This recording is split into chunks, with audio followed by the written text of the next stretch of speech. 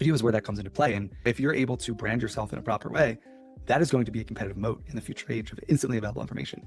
Turn your business and entertainment. Look at the best cooking shows, right? Look at Bar Rescue, look at some of these other shows and take some inspiration, right? If you're looking to start with video, my only advice to people is just start, right? Like you did, right? You just put together some stuff and voila, you have a video that had 300,000 views. Think about a room of 300 people that follow you, 300,000 people looking at something that you're interested in. People just scoff at that number, but it's like, that's like multiple stadiums full of people. Don't worry about like the way your hair looks. Don't worry about exactly what you're going to say. Just start putting content out there.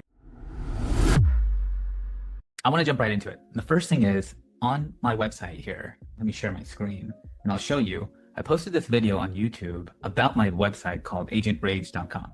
And I want to get your take on this. I'm a little bit excited about this and I want to make sure that I'm not off base here. So this one was posted 2 weeks ago and it had 327,000 views. I was just walking my friends through the website that I created. And the website is basically where users can come build their own AI agent and then use it to monetize as well, if they could get enough people to use their agent on that website. And so it's got me pretty excited. I just started this channel and I have over 400 subscribers based on this video alone. So what is going on?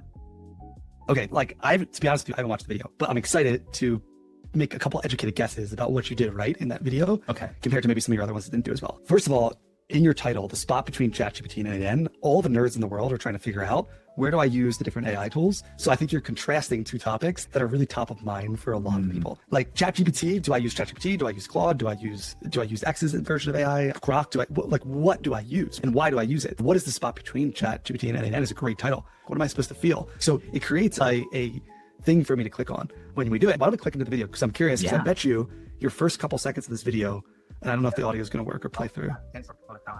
Why don't I just create a platform? So it looks like you immediately got into the topic. So if you pause the video there, in the first, what was the first line that you said in that video? So I said, like, instead of building all these agents for people, why don't I just build a platform where people can build their own agents? Boom, hooks me right in. Okay. So what's the spot between ChatGPT and N8N? Like, why don't I just build something so people can do it by themselves? Now you got me curious. You've opened up a curiosity graph that now needs to be scratched. So the key with a good video is you want the title to match what the first 3 seconds or 4 seconds of the videos. I don't know if you did this intentionally or not, but to me, this feels like the exact perfect video. Maybe you were just doing it because you're like, I'm sick of all these videos that make people wait till 1 minute in to deliver value. That is definitely true. Yeah, I get that a lot because I'm like, it's like a how-to video. You click on it and then they're like, the first thing I want to talk about is my mom. And so it's, no, I already know your title. I saw your thumbnail. I loved it. I just want the information. So I'm actually like on a mission right now. I want to gain around 10 pounds of muscle, right? But what I've been doing is train a project in ChatGPT on my body type, on like where I want to go. I fed it all the data from my Garmin watch, all that stuff. It spits me out workouts. I'm an endurance athlete. I've done 6 Ironmans, but I'm not a big weightlifter. So I told it what equipment I have in my home gym. And it's been giving me all these exercises to do, which I have no idea how to do them. I YouTube them all as I'm working out. And half the videos, I love the videos that just get right into the subject. There was this one exercise this morning that I was doing called band pull aparts. And I went through one video, it was like, hey, in this video, it's doing a demo. Went into another one, it's like, it just showed me the band pull apart that gave me exactly the right thing that I was searching for in the right moment. So that's what you did perfectly there. Now, if I had a guess, you created that curiosity in the beginning, and I bet you throughout this whole thing, you started to create additional peaks of curiosity and stretch the gap between. You're right. Yeah. I was just genuinely excited. No, this is not a boring demo, right? This is not. Have you ever been on like an app demo where like the founder is showing? I was on one 2 weeks ago. The founder's showing you every freaking feature. Yeah. What you're showing them is the exact solution to the problem that you explained in the title, the spot between ChatGPT and N8N, right? So that is the exact gap that you're stretching in the beginning of the video, and you're showing them that exact solution, right? How to do that with your app, right? Where if you look at some feature demos, oh my God, like they don't even know what you want. They're just showing you every single little feature. And my guess is you didn't do that. My guess is there's probably 20 more features in your app that you didn't show people in this specific demo. You just showed them the use case between ChatGPT and N8N. And one thing I'd be curious about, because the videos that do the best are the ones that you retain people longest. If you could maybe pull up your analytics for this, if you don't mind sharing those publicly. You might have to walk me through that though. I don't know how to do it. Just click analytics next to this. So you have the title of the video right there. Okay, so what we're gonna look at now is your attention graph. Let's go. Deep dive. Yeah, let's make this good. Okay, if you notice that the views spiked up, it flatlined a little bit. You got 309 subscribers for 329. The key part that really surprises me, because it's okay, I put ads behind this as well. So I'm like, I'm just gonna get a bunch of views. That'll be nice. There'll be some exposure. Interesting. But the fact that people are subscribing is what got me a little bit excited. Oh, interesting. So you did put ads behind this. That's interesting. Click on watch time hours. Click on that. Time hours. Where are we looking? The middle, in the middle section there. Yeah. And then scroll down a little bit. I want to see average view duration. Okay, there you go. So this video is you're retaining the audience 36% of the way through, right? So 36% of people who watch the video to its completion. The average person is watching it for 2 minutes and 45 seconds. So if you want to improve on this for your next video, you really will have to study what you said in the first 2 minutes and 45 seconds. And at the 2 minute, 45 second mark, or maybe at the 2 minute mark, you might want to say, you might want to stick around to the end, because one thing I'm going to share there is going to be super important. Or I have a free giveaway that I'm going to give towards the end of this video. Hook to extend, get Exactly. an extension on that watch time. So the key is obviously if you hook in the beginning, but as you start to see those periods that drop off, like even you can get a little bit granular, right? 34% of users are still watching at the 30-second mark. So maybe around the 30-second mark, you say another hook, and the key is to continue to pique curiosity as you go. That's right, because around that time I started talking about there was like a discussion forum that I created in the website, and I think that was just boring. It's okay, every website has a discussion forum. I'm not interested in that part. So I could probably come back and look at. Oh, the other thing I found was, so my mentor, Gemini Pro, told me that take this video and then chop it down into smaller clips, like 1 minute clips of those hard hitting things. And so I did that, and I posted individual ones. So that way when people come, they don't have 7 minutes to spare. They might look at like the 1 minute clip that just talks about the commission rate or something. My recommendation would not be to actually break it apart. Like it would be to take the concept of that video and rewrite a new script. So let's say you have that 7.5 minute video, find those 3 or 4 magic moments in the video, create a hook at the start of the video, and then turn that into individual videos that you can re-script. Because you're not going to say it in the right way. That's a cadence for a short. Right now, you're talking about in the version of a long. So my rec would just be to pull out your key points from that and then just create 3 or 4 new shorts separately. Create those 3 or 4 as separate production videos. I found with a lot of clients that we'll try to pull stuff out, but it won't be a perfect video. It won't be the ideal video for what people are looking for. Okay, got it. And then from that video, so I do a lot of different things as well, and I think that might be impacting me a little bit. Let me just back up a little bit. My goal is not to get like a lot of views or a lot of subscribers. I'm primarily focused in cybersecurity, and then business consulting, and then digital marketing. This idea was basically just to talk to smart people like yourself. My itch that I like to scratch is automation, so I work on those things. And then because I do cybersecurity, that naturally builds me into website development, automation, workflows, that sort of stuff. If you ask me, like, what do I do? I'm like, business, automation, consulting. What have you found from YouTube? Have you got people reach out to you to work on those things? Well, I literally just started 2 weeks ago. So I'm like, no idea what I'm doing. I just posted this out there, and then it just started flying forward. And I was like, wait, there might be something here. And I'm genuinely excited about agentrage.com, because that literally is in the middle of N8N. And LLMs are relatively easy, where somebody can type in and get a response, but it's text-based, and some of them are voice-based, but it can't actually do something for you. Go and send an email or create a file on my Google Drive. And so those tools are what make the LLM like agentic, to turn it into an agent. But then in order to do that properly, people go to N8N, which is a workflow that gets you through the process. I've used it several times, but the technical gap is quite high. You need to know specific formats. You need to know exactly how OAuth works between the different tools. So my goal was, okay, bring it simpler. You get best of both worlds. And that's what I'm working on.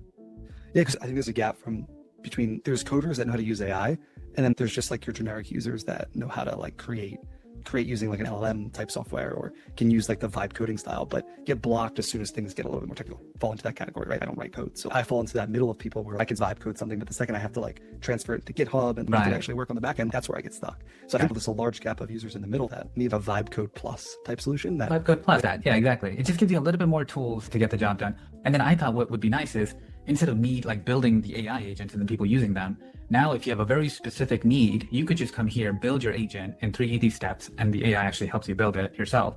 Like the other day, I got business cards from a local business where they had their bulletin board just caked with business cards.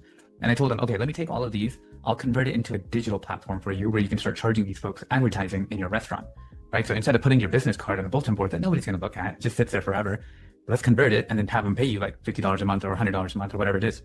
So I brought literally 500 cards home. I scanned each business card and it put it into a spreadsheet for me. But now the data was just all over the place. There's emails here, numbers here, formats wrong.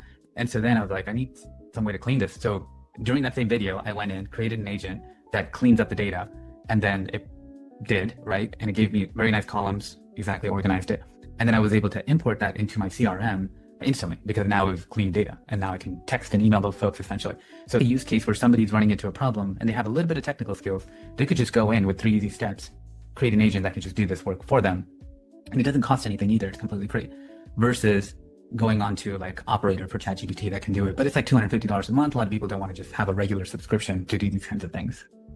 Yeah, I think cost aside, right? If you were to tell the average $20 a month ChatGPT user that the cost is, the floor of it is now $200, which I wouldn't be surprised, to be honest with you, if they started raising some of their prices or creating a pricing tier, just because of the amount of computing power that I think the average ChatGPT user probably goes through. I wouldn't be surprised if people will be willing to pay more for it or use it, because at the end of the day, it's like anything else, right? If you go back in history, right, if you take a farmer as a perfect example, the farmer used to plow the fields by hand with a backhoe and a rake and a shovel, right? But then some sort of thing was invented so that it could be pulled by a donkey, and then that donkey turned into a robotic tractor.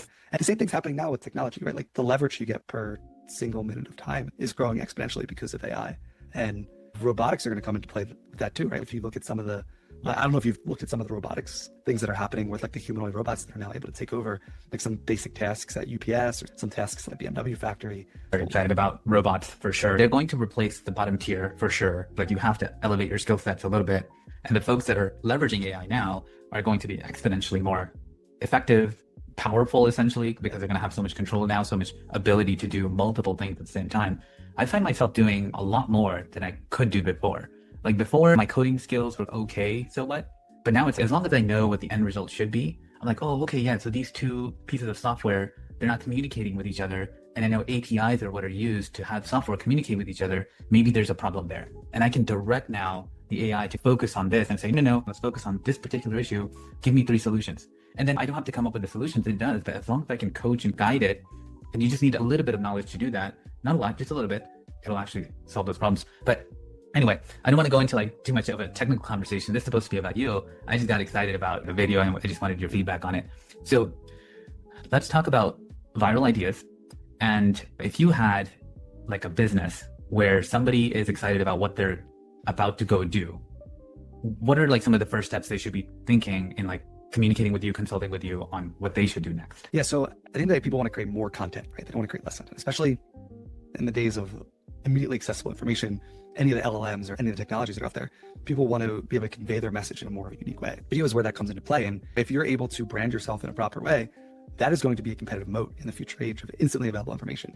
So what we're seeing a lot with the companies that we're working with is holistically, like strategically, they're looking at the world and they're like, how can I stand out? Instant information, instantly available, created information. Stand out there through creating videos that are unique, that paint me in a light of an expert, that paint me in a light of something special in this very crowded marketplace.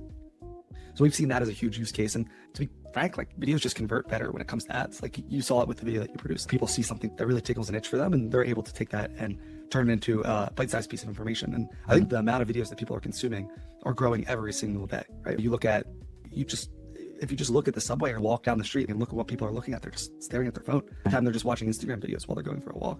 The share of mind that is happening on the internet is moving towards video anyway. So what I see with my clients and what I think people should be thinking about is how can you position yourself from a video perspective? Like how can you develop? Right. I look at it as 3 important things, right? On one side, you're looking at how can I paint my brand in the right light, right? How can I brand myself right? How can I get clarity of voice? Like how does my voice come together? And how am I going to package that in a way that makes sense for an end user? So those 3 things I think are super important. I see. That's what I was thinking. Let me back up a little bit. The business cards that I was telling you about. It's a local restaurant here in Sarasota. It's a taco place. It's called Fuzzy's Taco Shop. It's a relatively nice place. It's got a bar. It's a franchise. It's like all over the place. And on Facebook, they have like their corporate account, 300,000 followers. It's relatively decent. And the food is good. I like that. So when I went there, I saw this bulletin board just caked with business cards. I asked the GM, hey, give me a night. Let me try this thing out. He agreed. And so I took the business cards home. Now, what I'm thinking in terms of selling the ads to those business owners, I'm thinking 2 options. One would be basically like a static slideshow that rotates every 30 seconds, right, on a TV. And then the second one, slightly higher price, moving, right? Video is probably the best option here. So maybe have VO3 shoot a video against their particular website and brand, show that to them and say, hey, we could have this playing every 30 seconds or every minute in front of hundreds of people within this bar on the NFL Sunday Ticket. Yeah, it's taking a modern spin. You've ever been to like a diner, right? Like they have advertisements playing in the background. Yes. And it's almost like a billboard, but the ones that do the best, in my opinion, are the ones that give you captivating imagery that aren't just a static thing. Old school advertising is like a piece of paper where you're cramming as much as you possibly can into a single piece of advertisement. The new way of doing things is to use the pictures and the motion to be able to create whatever you want. Especially with VO3, like people that are coming up today don't realize how hard it would have been to make that like a VO3 type video. How hard it would be to make that. And expensive. Production. Yeah, I used to do it. We're talking like hundreds of thousands of dollars to get the scenes together, to go create it, to go build a script, to go cast it. And we're talking about like months of pre-production, cut down to a few hours. And now at our business, we're starting to make brand films for our companies that we would normally have like quite literally charged $150,000 to $200,000 for. We're going to make like a real brand film for 10 grand. So it's the difference in pricing and the difference of accessibility for even like small businesses is incredible, or even big businesses that want to just do more volume and relate to customers in a unique way. So instead of going after one customer segment, you can go after all 35 of them because you're able to take that budget that you spend on a single commercial to cost 35 different customer segments minutes. Instead of looking at it as a replacement, people need to look at AI as an enhancement, right? The jobs that we were talking about earlier, Amazon warehouse workers, UPS factory workers, BMW factory workers, we're talking about jobs that have sometimes near 70% or 100% turnover every single year. Amazon warehouse workers, I think don't quote me on this, the last time I read one is like they have over 100% turnover in a given year. No one wants these jobs. Of course, I don't blame them. The metrics alone are scary is what I'm saying. Yeah, the metrics are crazy. I think that AI is going to help us become more human in a weird way. It's just going to take some of those tasks off the plate. And even in our business, our goal this year was to get to a 20% AI adoption rate. Meaning that if you look at the calendar of the average employee at my business, 20% of the time, meaning effectively one day a week needs to be done. 1 day of productivity per week needs to be done with AI. Oh, okay. And we're looking at next year, 50%, 2.5 days a week need to be done with AI of your current schedule. What does that mean for jobs at our business? It means nothing. No one's leaving. We're not firing anyone. Our goal is to pair AI with humans and create more of a leverage tipping point for us to be able to do more with less. So you don't have to necessarily let go of people. You just increase their level of output. Therefore, your entire business has lift. So you can handle more customers coming in, more revenue. Everybody moves up together. It's more productivity for the same time they were using before. The shift in training is my people now need to be masters of figuring out how to use taste and masters of being a director. Meaning, in a world where everything can be created with AI, right? Let's say we're going there in 5-10 years. It's going to take longer than I think people think, just to be clear. I'm not one of those guys that think this is going to happen in a year. I think this is going to happen over 5-10 years, just because I think the computing power and the back end of this whole thing needs to be built out, just like with data centers and power centers. That's the bottleneck right now. I think that's going to take years to develop. I think the big unlock is that people need to learn how to have better taste in what is good, better standards in what is good. Because the AI can create anything, but some of it's just junk. We all know that. Right, like, definitely. That a prompt where it's like, you think you're a genius because you just like type one thing in AI, but it's like you're not. And the second part is being a director, meaning that you will now have employees, but the employees won't be human, the employees will be AI. So our shift in mindset is like, everyone here is a manager, but you may not have people that you're managing. You may have tools and technology that you're managing. And everyone here has to have good taste, meaning our creative director in our company is not the only one that has taste. We're not just going to rely on that person to handle their taste. We're going to rely on every single person to have a structured process to know what is good and what's not good. And I think that is the skill that needs to be developed in an AI world. Let's say a business is kicking off, right? I just have the one example. So let's say Fuzzy's over here is trying to do this digital marketing thing, but really what they're trying to do is increase their own awareness because other people will want to advertise with Fuzzy's based on their traffic count. And so what's like a position that Fuzzy's could take, but then also the customers that are trying to advertise at Fuzzy's and leveraging the current clientele? What's the dynamic there that we should be thinking about? So I think it starts with Fuzzy's, right? At the end of the day, the advertising inside of Fuzzy's will be more valuable if there's more customers inside of Fuzzy's. I think what they could do is, if you look at my favorite restaurant video account is this woman named Judy's Valley Cafe. What this restaurant has done well is it has taken trends and it has turned them into their own unique spin on the zeitgeist of the internet. So if you just play one of her videos, okay, you can see it without sound, right? Out of this world, like shocking. She's going to try to sell us pancakes. I'm telling you. She's in the back of the car, right? So she's really creating curiosity in the videos that she's doing. I think if you're able to create some entertainment in what you're doing, turn your business into entertainment. Look at the best cooking shows, right? Look at Bar Rescue, look at some of these other shows and take some inspiration, right? Draw in some taste from other things that are going well. I don't know if you've ever read the book Steal Like an Artist. It's a great book. Most things are remixes of things that have already been created. So really you just have to take inspiration from things that have already been created. If I were this taco place, I would just look at things like Judy's Family Cafe. I would take notice of that and I would put together my own spin of things like this. And things like that tend to do well online. And then they could pull more guests into the restaurant. And then essentially the videos that are on the screen, those will take care of themselves because more people will be able to see them. Do you help other organizations like Judy's get to these types of levels of successes? Yeah. Like our whole business is on the editing, strategy, and production side. We marry video editing with video production and with video strategy. So we'll come in and we'll figure out, okay, what do you need to create? Why do you need to create it? How do we create it? Do we create it virtually or do we create it by filming in person? And then we go out and create it. Our core service is video editing, but we have a three-legged stool of it. Companies produce. I see. What's your charging model? How do you bill for this? It's kind of like building blocks. So like on our site, you'll see pricing for video editing. So that's like the first one. And then the second block is production. Are you going to film in person or can we help you film online? Maybe it might be that you're filming by yourself and sending us the footage.